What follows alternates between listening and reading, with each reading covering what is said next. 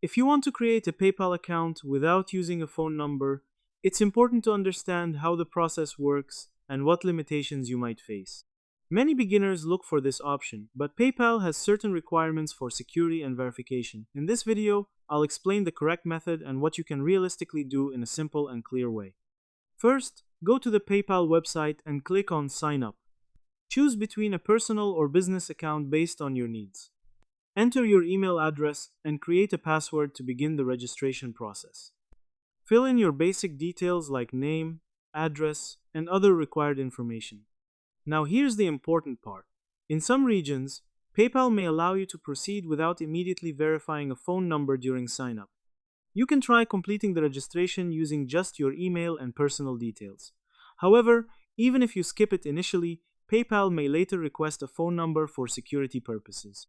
Phone verification is often required for account protection, login verification, and transaction approvals. Without a phone number, your account may have limited functionality, and you might face restrictions while sending or receiving money.